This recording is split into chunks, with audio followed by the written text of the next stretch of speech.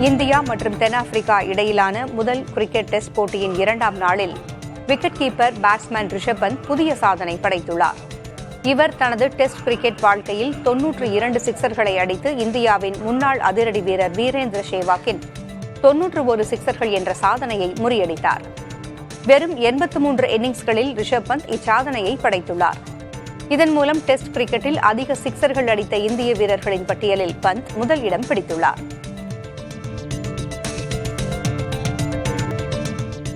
SIR விண்ணப்பம் குறித்து பல்வேறு குழப்பங்கள் இருப்பதாக தெரிவித்துள்ள தாவேகா தலைவர் விஜய், ஒரே மாதத்தில் எப்படி அனைவருக்கும் படிவங்கள் வழங்க முடியும் என்று கேள்வி எழுப்பியுள்ளார். மேலும் இந்த வாக்காளர் பட்டியல் சிறப்பு தீவிர திருத்தத்தால் எளிய மக்கள் அதிகம் பாதிக்கப்படுவார்கள் என்றும் அவர் வெளியிட்டுள்ள வீடியோவில் சுட்டிக்காட்டியுள்ளார். இந்த எஸ்ஐஆர் மேல சில டவுட்ஸ் இருக்கு. அது என்னன்னா, இந்த 6,36,00,000 வாக்காளர்களுக்கு ஒருத்தர் விடாம இந்த ஒரே மாசத்துக்குள்ள எப்படி எல்லாருக்குமே அந்த ஃபார்ம் போய் ரீச் ஆகும்? ஒன்று. ரெண்டாவது, நீங்க வரும்போது வீட்டை போட்டுட்டு வேலைக்கு போயிட்டு என்ன பண்றது? இப்போ நீங்க வருவீங்கன்றதுக்காக வேலையெல்லாம் விட்டுட்டு வீட்டுக்குள்ளேயே உட்கார்ந்துட்டு இருக்கணுமா? ஸோ இதில் மெயினாக பாதிக்கப்பட போகிறது உழைக்கிற மக்கள், ஏழைகள், வேலைக்கு போகிற பெண்கள். இவங்களுக்கு யார் கரெக்டான அந்த பதில் சொல்ல போகிறது? ஒரு நியாயமான எஸ்ஐஆர்னா என்ன நடக்கணும்? இப்போது இறந்து போனவங்களை மார்க் பண்ணி அதுலேருந்து டிலீட் பண்ணணும். இப்போ போலி வாக்காளர்கள் இருந்தாங்கன்னா அவங்கள மார்க் பண்ணி டிலீட் பண்ணணும். இப்போ ஆல்ரெடி ஓட்டு இருக்கிறவங்களுக்கு எதுக்கு இந்த ரெஜிஸ்ட்ரேஷன் என்ற பேரில் இவ்வளவு குழப்பங்கள் அப்படின்றதான் இங்கே கேள்வி. எஸ்ஐஆர் விண்ணப்ப படிவங்களை தாவேகாவினருக்கு வழங்காமல் புறக்கணிக்கப்படுவதாக அக்கட்சியின் தலைவர் விஜய் குற்றஞ்சாட்டியுள்ளார்.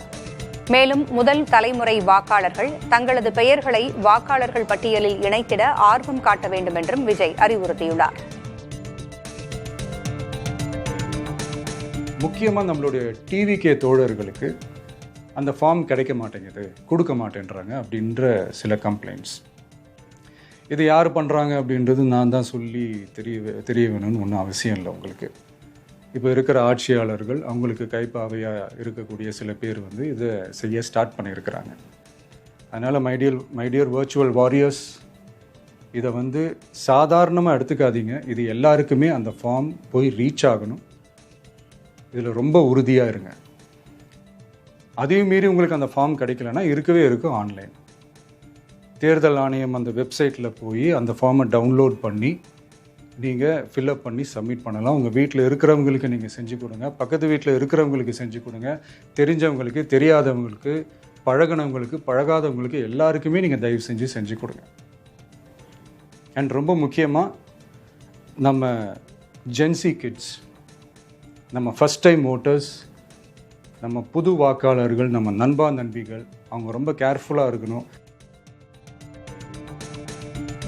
பொருளாதாரத்தில் தமிழகத்தின் வளர்ச்சி 11.19% புள்ளியாக இருப்பதாக துணை முதல்வர் உதயநிதி ஸ்டாலின் தெரிவித்துள்ளார்.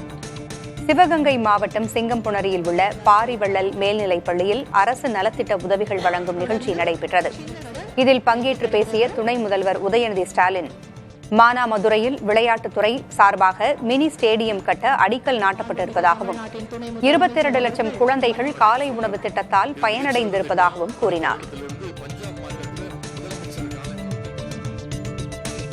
2026 சட்டமன்ற தேர்தல் விஜய்க்கு பரிசோதனை முயற்சிதான் என மார்க்சிஸ்ட் கம்யூனிஸ்ட் கட்சியின் மாநில செயலாளர் சண்முகம் தெரிவித்துள்ளார்.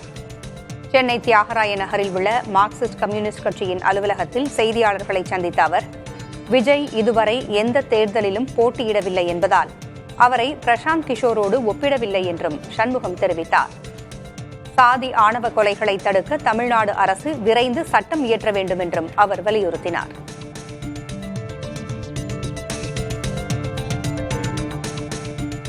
பிரசாந்த் கிஷோர் அட்டக்கத்தி, பீகாரில் டெபாசிட்டை இழந்திருக்கும் அவரை நம்பினால் நடிகர் விஜய் வெற்றி பெற முடியாது என விஜயின் முன்னாள் PROவும் கலப்பை மக்கள் இயக்க நிறுவனருமான PT செல்வகுமார் கூறியிருக்கிறார்.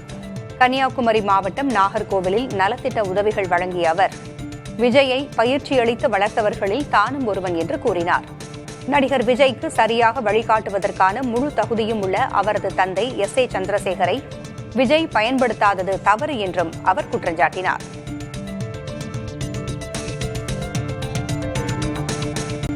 துணை முதல்வர் உதயநிதி ஸ்டாலின் தொகுதியில் வாக்காளர் பட்டியல் திருத்தப் பணியில் முறைகேடு நடைபெறுவதாக கூறி தலைமை தேர்தல் அதிகாரியிடம் அதிமுகவினர் புகார் அளித்தனர். பின்னர் செய்தியாளர்களை சந்தித்த அதிமுக மாவட்ட செயலர் ஆதி ராஜாராம் SIR பணியில் ஈடுபட்டுள்ள அதிகாரிகளை திமுகவினர் தவறாக வழிநடத்திக் கொண்டிருப்பதாக குற்றஞ்சாட்டினார். திருவல்லிக்கேணியில எந்த அளவுக்கு முறைகேடுகள் நடக்க முடியுமோ அது உச்சகட்ட அளவுல கொடிகட்டு பறக்குது. ஒரு 3வது படிச்ச ஜிம் வாட்ச்மேன் அவனை BLOவா போடுறாங்க. பாகம் 177ல BLO நரேஷ். ஆனா அங்க DMK மகளிர் அணி செயலாளர் சுபஸ்ரீ தான் ஃபார்மை கொடுத்துட்டு இருக்காங்க. அந்த ஃபார்மை திமுக மு.க. ஸ்டாலின் உதயநிதி ஸ்டாலின் படம் போட்ட பையில வச்சு ஃபார்மை மக்கள் கிட்ட விநியோகம் பண்ணிட்டு இருக்காங்க. அது மட்டும் இல்ல ஒரே இடத்துல உட்கார்ந்து ஃபார்ம்களை கொடுத்துட்டு இருக்காங்க. இப்படி பாத்தீங்கன்னா அது போல இந்த லேடி தான் கொடுத்துட்டு இருக்காங்க. தமிழ்நாட்டில் SIR பணிகள் முறையாக நடைபெற்று வருவதாக நகராட்சி நிர்வாகத்துறை அமைச்சர் KN நேரு விளக்கமளித்துள்ளார். கோவையில் அமைக்கப்பட்டு வரும் செம்மொழி பூங்கா பணிகளை ஆய்வு செய்த பின் செய்தியாளர்களிடம் பேசிய அவர் 90 விழுக்காடு விண்ணப்பங்கள் பொதுமக்களுக்கு வழங்கப்பட்டிருப்பதாக தெரிவித்தார். SIR படிவங்களை திமுகவினர் வாங்கிச் செல்வதாக அதிமுகவின் குற்றச்சாட்டையும் அவர் மறுத்தார்.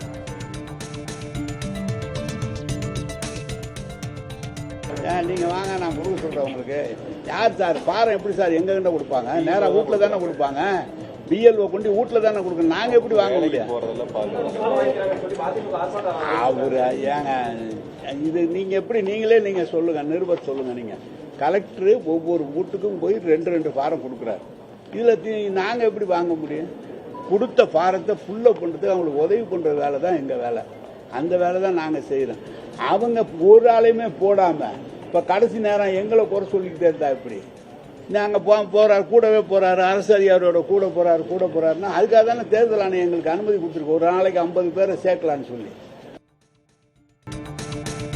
தமிழகத்தில் வாக்காளர் பட்டியல் சிறப்பு திருத்தத்துக்காக 92% படிவங்கள் வழங்கப்பட்டுள்ளதாக தேர்தல் ஆணையம் தெரிவித்துள்ளது. தேர்தல் ஆணையம் வெளியிட்டிருக்கும் அறிக்கையில் தமிழகத்தில் விரிவான வாக்காளர் பட்டியல் சிறப்பு திருத்தத்துக்கான 2ஆம் கட்ட திருத்தப் பணிகள் கடந்த நவம்பர் 4ஆம் தேதி தொடங்கியுள்ளதாக கூறப்பட்டுள்ளது. தமிழகத்தில் அக்டோபர் 27ஆம் தேதி வரையிலான தரவுகளின்படி 6,41,14,587 பேர் உள்ளதாக கூறப்பட்டுள்ளது. படிவங்களை விநியோகிக்க 68,467 BLOக்கள் ஈடுபட்டுள்ளதாக தெரிவிக்கப்பட்டுள்ளது. 6,41,14,582 படிவங்கள் அச்சிடப்பட்டுள்ளதாகவும் அதில் 5,90,13,184 விண்ணப்பங்கள், அதாவது 92.04% படிவங்கள் விநியோகிக்கப்பட்டிருப்பதாகவும் தேர்தல் ஆணையம் கூறியுள்ளது. 12 மாநிலங்களிலும் 95.44% விண்ணப்பங்கள் விநியோகிக்கப்பட்டிருப்பதாக குறிப்பிடப்பட்டுள்ளது. SIR மூலம் தேர்தல் ஆணையம் திருடனாக மாறிவிட்டதாக திமுக துணை பொதுச் செயலாளரும் MPயுமான ராசா குற்றஞ்சாட்டியுள்ளார்.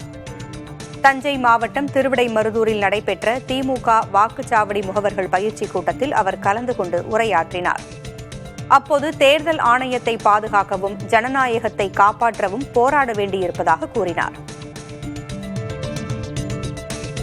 ஏன் இத்தனை முஸ்தீபுகள், ஏன் இத்தனை முன்னெடுப்புகள்? காரணம் வேறு ஒன்றுமல்ல, இதற்கு முன்னால் நமக்கு இருந்த எதிரிகள், இதற்கு முன்னால் தேர்தல் களத்திலே நம்ம எதிர்த்தவர்கள் இவ்வளவு மோசமானவர்கள் அல்ல. தேர்தல் ஆணையம் ஒழுங்காக இருந்தது. தேர்தல் ஒழுங்காக நடக்க வேண்டும் என்று நாம் பூத் ஸ்லிப் வைத்திருந்தோம். ஆணையம் ஒழுங்காக இருந்தது, ஆணையாளர் ஒழுங்காக இருந்தார். தேர்தல் நடக்க வேண்டும் என்றால் இருக்கின்ற எதிர்க்கட்சிக்காரன் குளறுபடி சவான் கள்ள ஓட்டு போடுவான் என கவனமாக இருந்தோம். இப்போது SIR வந்ததற்கு பிறகு நாம் ஒழுங்காக இருக்கிறோம். தேர்தல் ஆணையம் திருடனாக மாறிவிட்ட காரணத்தினால் இந்த ஓராண்டு காலம் இவ்வளவு முஸ்தீபு. யார் நியாயமாக இருக்க வேண்டுமோ அங்கே திருடர்கள் உட்கார்ந்திருக்கிறார்கள். நாம் அந்த திருடர்களை பாதுகாப்பதற்காக இத்தனை கூட்டங்களையும் நடத்தி கொண்டிருக்கிறோம். சென்னையில் SIR பணிகளில் திமுக முறைகேடுகளில் ஈடுபடுவதாக கூறி அதிமுக ஆர்ப்பாட்டம் அறிவித்துள்ளது. ஆட்சி அதிகாரத்தை பயன்படுத்தி திமுகவை சேர்ந்தவர்கள் அதிகாரிகளின் துணையோடு திமுகவினர் மற்றும் அவர்களுக்கு வாக்களிக்கும் வாக்காளர்களுக்கு மட்டுமே படிவங்களை அளிப்பதாக அதிமுகவினர் குற்றஞ்சாட்டியுள்ளனர். எனவே திமுகவின் முறையீடுகளை கண்டித்து நாளை மறுநாள் எழும்பூரில் உள்ள ராஜரத்னம் மைதானத்திற்கு அருகே அதிமுகவினர் ஆர்ப்பாட்டத்தை அறிவித்துள்ளனர். பீகார் சட்டமன்ற தேர்தலில் என்டிஏ வெற்றி பெற்றதை பொறுத்துக் கொள்ள முடியாமல் முதல்வர் மு.க.ஸ்டாலின் பேசுவதாக பாஜக முன்னாள் மாநில தலைவர் அண்ணாமலை கூறியுள்ளார். புதுச்சேரியில் பாஜக வாக்குச்சாவடி முகவர்கள் ஆலோசனைக் கூட்டத்தில் பங்கேற்ற பின்னர் செய்தியாளர்களிடம் பேசிய அவர், பீகார் வெற்றி இந்திய அரசியலில் மிகப்பெரிய திருப்புமுனையை ஏற்படுத்தியுள்ளதாக கூறினார். இதன் எதிரொலியாக 2026ஆம் ஆண்டு சட்டமன்ற தேர்தல் நடைபெறும் 5 மாநிலங்களிலும் என்டிஏ வெற்றி பெறும் என்று தெரிவித்தார்.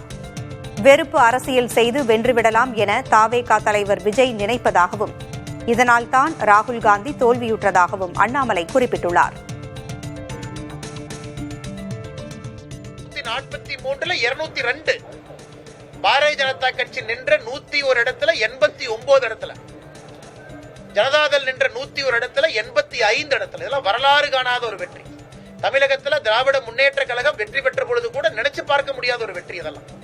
அதனால இந்த வைத்தெரிச்சல நம்முடைய முதலமைச்சர் அவங்க பேசுறாங்க, அப்படித்தான் நாங்க பாக்குறோம். தமிழக வெற்றி கழகம் அதனுடைய தலைவர் திரு விஜய் அவர்களுக்கு என்னுடைய அறிவுறுத்தல் என்னன்னாங்கன்னா, எனக்கு அரசியல்ல எதிர்ப்பது மட்டுமே மக்கள் பார்ப்பதில்லை. இல்ல நான் அரசியல் கட்சியாக நான் தொடங்கிய காரணத்திலிருந்து பிஜேபி எதிர்ப்பேன். இன்னைக்கு விஜய் அவர்களுடைய மனநிலையோ தமிழக வெற்றி கழகத்தினுடைய மனநிலை எப்படி ஆயிடுச்சுன்னா, பாரதிய ஜனதா கட்சியை எதிர்ப்பதற்காக ஒன்னொன்னு செய்யறாங்க.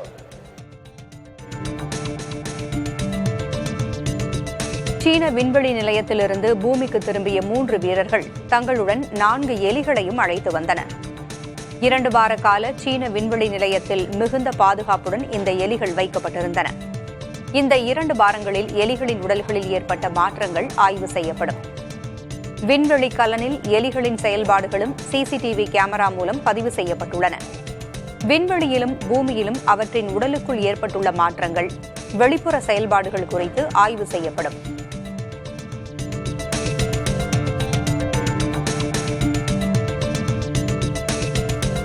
பாதுகாப்பு ஆராய்ச்சி மற்றும் மேம்பாட்டு அமைப்பின் NSTL ஆய்வகம், NPOL, RCI, HEMRL மற்றும் DYSL-AT போன்ற இணை ஆய்வகங்கள் மூலம் கன்னிவெடியை கண்டறிய உள்நாட்டிலேயே வடிவமைத்து நீருக்கடியில் செல்லும் வாகனங்கள் உருவாக்கப்பட்டுள்ளன.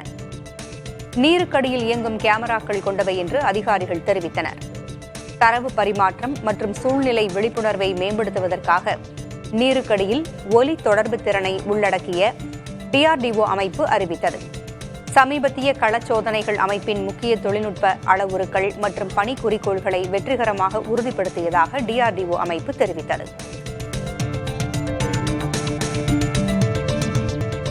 சட்டவிரோத சூதாட்ட செயலிகள் வழக்கு தொடர்பான சிறப்பு குழுவின் விசாரணைக்கு நடிகர் ராணா டகுபதி நேரில் ஆஜரானார். ஹைதராபாத்தில் உள்ள புலனாய்வு பிரிவு அலுவலகத்தில் அவரின் விசாரணை நடத்தப்பட்டது.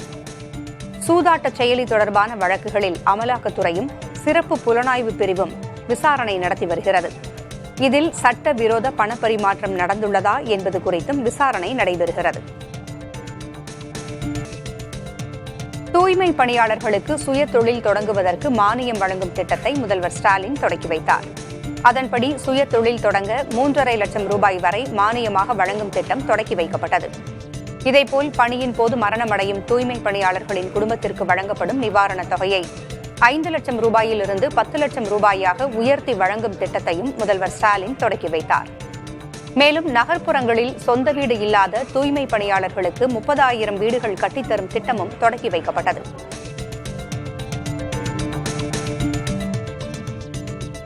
தமிழக முதல்வர் ஸ்டாலின் வெளிநாட்டு சுற்றுலா, உள்ளூர் முதலீட்டாளர் மாநாடு என ஷோ காட்டியதால் தமிழ்நாட்டிற்கு என்ன பயன் என்று அதிமுக பொதுச் செயலர் எடப்பாடி கே. பழனிசாமி கேள்வி எழுப்பியுள்ளார். தமிழ்நாட்டில் தொழில் தொடங்க உள்ளதாக அறிவித்த கொரிய நிறுவனம் ஆந்திராவிற்கு சென்றுவிட்டதாக குற்றஞ்சாட்டிய எடப்பாடி பழனிசாமி, வருவதாக சொன்ன நிறுவனங்களே பேக் ஆஃப் செய்யும் நிலையில்தான் திமுகவின் ஆட்சி இருக்கிறது என்று விமர்சித்துள்ளார். 2026இல் அதிமுக ஆட்சி அமைந்தால் நம்மை விட்டுச் சென்ற நிறுவனங்கள் அனைத்தும் தமிழ்நாட்டை தேடி வரும் என்றும் பழனிசாமி உறுதியளித்துள்ளார். தமிழகத்தை முதன்மை மாநிலமாக நிலைநிறுத்த பாடுபடும் மக்களை எதிர்க்கட்சியினர் சிலர் சிறுமைப்படுத்த முயற்சிப்பதாக தொழில்துறை அமைச்சர் TRB ராஜா குற்றஞ்சாட்டியுள்ளார். அவர் வெளியிட்டிருக்கும் அறிக்கையில் சாத்தியமற்ற திட்டங்களை சொல்லி நிறுவனங்களின் முதலீடுகளை பெறுவதற்கான போட்டியில் தமிழ்நாடு ஈடுபடாது என்று கூறியுள்ளார். சில எதிர்க்கட்சி பினாமிகள் தமிழகத்தை முதல் இடத்தில் நிலைநிறுத்த கடினமாக உழைக்கும் அரசு மற்றும் அதன் அதிகாரிகளையும் சிறுமைப்படுத்தும் செயல்களில் ஈடுபடுவதாக தெரிவித்துள்ளார்.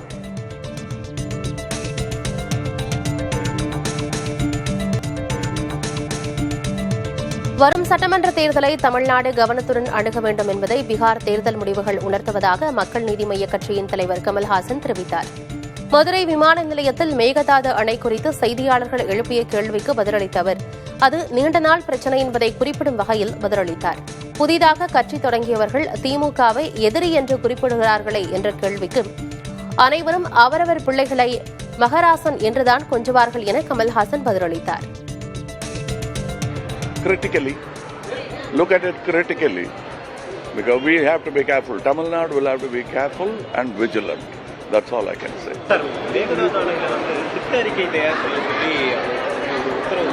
என்னோட சின்ன வயசுல இருந்து நடந்துட்டு இருக்கு பேச்சு. எனக்கு இப்ப தாடி கலர் பார்த்தீங்களா?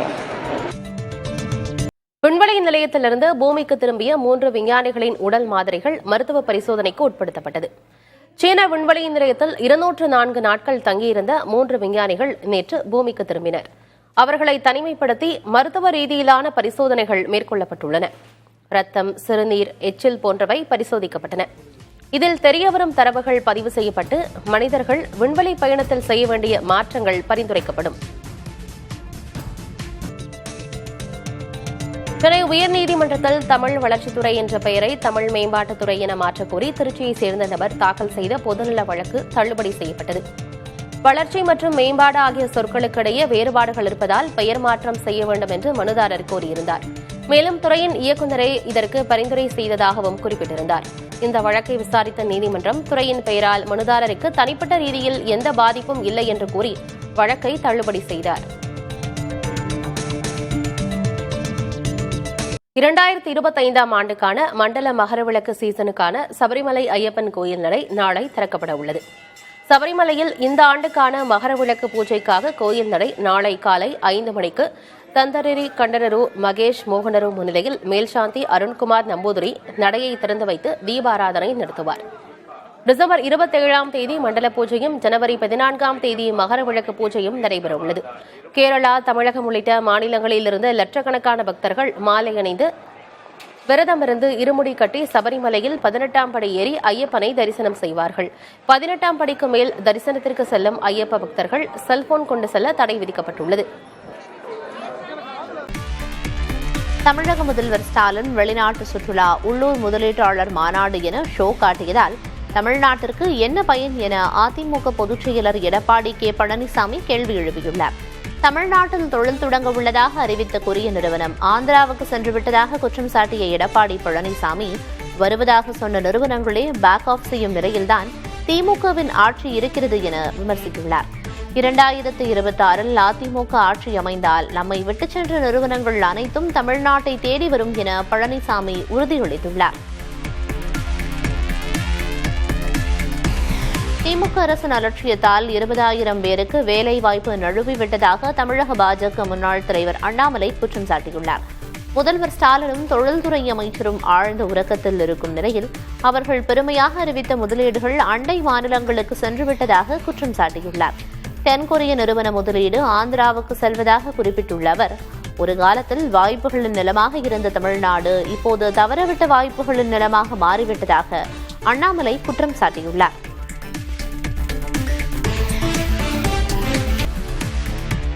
தமிழ்நாட்டிலும் பீகாரை போல அதிக அளவு இஸ்லாமியர்களின் வாக்குகளை நீக்கும் வேலையை பாஜக செய்ய வாய்ப்பிருப்பதாக நாம் தமிழர் கட்சியின் தலைமை ஒருங்கிணைப்பாளர் சீமான் குற்றம் சாட்டியுள்ளார். பீகாரில் தேசிய ஜனநாயக கூட்டணி வெற்றி பெற்றதற்கு SIR ஒரு காரணம் என கூறிய சீமான், SIR மூலம் திட்டமிட்டு வாக்காளர்கள் நீக்கப்பட்டிருப்பதாக தெரிவித்தார். அதிகமாக இஸ்லாமியர் ஓட்டு தான் தூக்கி விடப்பட்டிருக்குன்னு பீகாரில் சொல்கிறாங்க. இப்போ இங்கே தூக்கி விடுமா விடாத பிஜேபி? காங்கிரஸை ஒழிக்கிறதுக்காக தான் இந்த களத்துக்கு வந்தேன் நான். அதனால் அது வீழ்றதுல எனக்கு பெருமை தான். என்னைக்கு என் தாத்தன் காமராஜ் செத்தானோ அன்னைக்கே காங்கிரஸ் இந்த நேரத்தில் தெரிஞ்சிச்சு. இப்போ இருக்கிறது ஒரு கம்பெனி, அதை போய் பேசிக்க வேண்டியதில்லை. தமிழ்நாடு கொந்தளித்தால் ஈழத்தமிழர்களுக்கு தீர்வு கிடைத்துவிடும் என சில தமிழக அரசியல்வாதிகள் நம்பிக்கொண்டிருக்கிறார்கள். ஆனால் அது நடக்காது என விசிக தலைவர் திருமாவளவன் தெரிவித்துள்ளார். இலங்கை சென்றுள்ள திருமாவளவன் யாழ் சங்கிலியன் பூங்காவில் பசுமை இயக்கத்தினர் ஏற்பாடு செய்துள்ள கார்த்திகை மலர் கண்காட்சியை தொடங்கி வைத்தார். அந்த நிகழ்ச்சியில் உரையாற்றிய அவர், தமிழ்நாடு கொந்தளித்தால் ஈழத்தமிழர்களுக்கு தமிழீழம் கிடைத்துவிடும் என்ற நம்பிக்கையை கைவிட வேண்டும். அதற்கு பதிலாக ஈழத்தமிழர்கள் ஒரு தலைமையின் கீழ் ஒன்றுபட்டு இந்த விவகாரத்தை கையாள வேண்டும் என்று தெரிவித்தார்.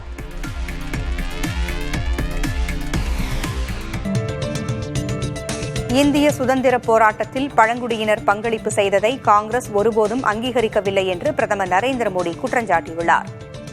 குஜராத்தின் நர்மதா மாவட்டத்தில் நடைபெற்ற பழங்குடியின தலைவர் பகவான் பிர்சா முண்டாவின் 150வது பிறந்தநாள் விழாவில் பங்கேற்று பேசிய அவர், காங்கிரசின் 60 ஆண்டு கால ஆட்சியில் எந்தவித உதவியும் செய்யாமல் பழங்குடியினர் புறக்கணிக்கப்பட்டதாக கூறினார்.